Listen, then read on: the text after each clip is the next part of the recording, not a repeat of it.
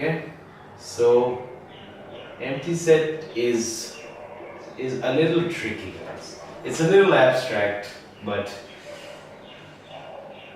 nothing's impossible in mathematics. So this is a very simple definition. Okay, guys, is set. Okay, is set. Okay, which does not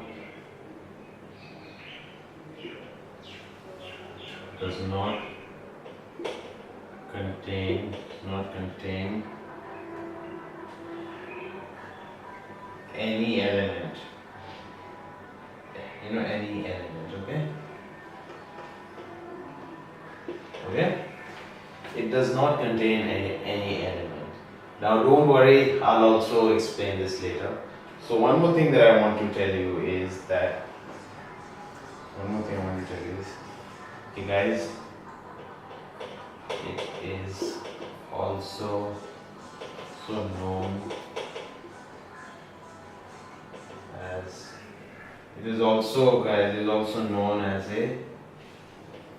as a void or null set. Okay, it is also known as a void or a null set. So basically, it is also known as a void or a null set. Now, I apologize if you can't see this, but I'm sure you can. So, it is also known as a void or a null set. I said that enough times now. No need to emphasize it more. So, anyways, what sort of set is it? It's basically a set in which you can't put any elements into. You can't put any elements into that. Okay, I'll give you an example. Okay, so I'll give you an example. So, let's see. I'll give you an example. Okay, we don't need an empty set anymore because I solved the mystery. Now I'm going to prove the mystery. I solved it, but I haven't proved it yet, and that's what matters. There's no point in solving a mystery if you can't prove it. It turns into another mystery. And that's what I'm here to solve. So basically, say for example the population of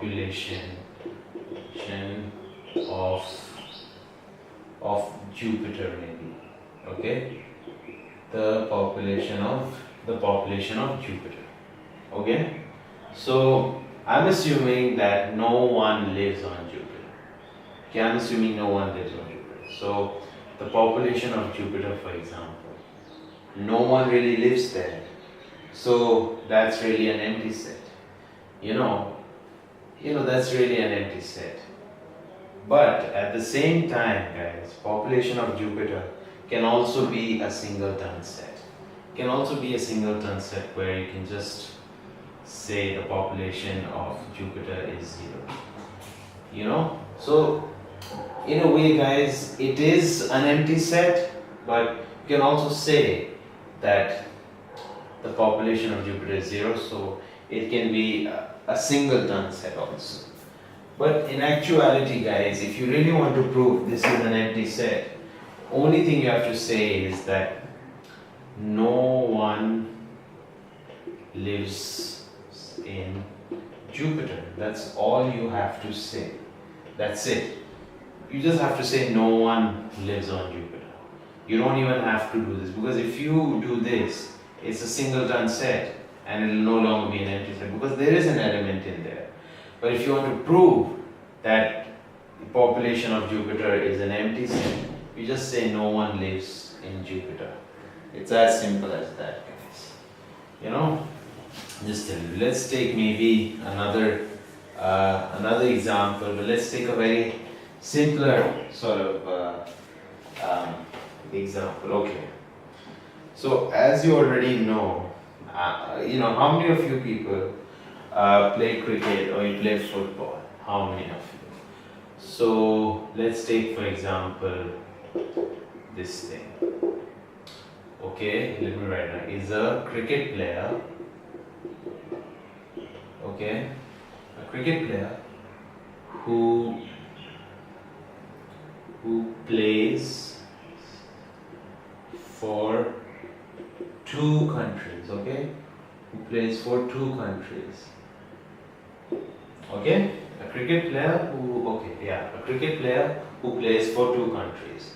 Now this is an empty set because as per the rules of the ICC or as per the rules of cricket, one player cannot play for two teams. Okay, he can't play for two teams. You know, you can only play for one country. You know, you can't play for two countries. You can only play for one country. Obviously, at the same time, you can't play for two countries. That is common. But you know, you can't be playing for one team. You know, and you can't be playing for one country and then you can't be playing for another country. Because if those two countries clash one day, what are you going to do? It's a basic rule of cricket. Now, if you're still confused, I know many of you people watch football. It's the world's most popular sport. So I hope I can connect this. Okay, so is a football player, guys. Okay, football player. Okay, football player. Okay, playing for two different clubs. Okay, playing for two different clubs. Now you don't have to write. I could just write playing for two clubs. You know, just like I wrote playing for two countries.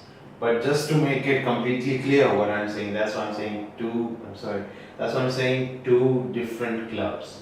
Okay, so all of you know, many of you people who watch league football like the Barclays Premier League or something, you know that in most cases, you know, one football player cannot play for two clubs.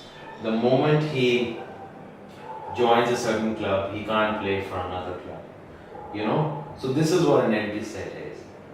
You know, an empty set is a set that you just cannot list. You cannot list this because that one player cannot play for those two teams, right? So it cannot be a set. So basically it is just a set which is impossible. An empty set is basically a set where you're in a fix. You just can't, you know, categorize that information into a set. That's what it is. Okay? That's what it is. Now don't worry, as you know, as I do the exercise questions, you know, this theory that I've taught you will make it even more clear. The reason why I'm not wasting time on more examples right now is because then it will take forever to just get this work done. So, you know, now remember one more thing, okay? There are a few more things I want to tell you. So basically, note here. Okay, these are a few things you have to note down. These are very important, so just listen carefully. This, okay, a set, okay, a set which cannot be listed. Okay, it's a set which cannot be listed.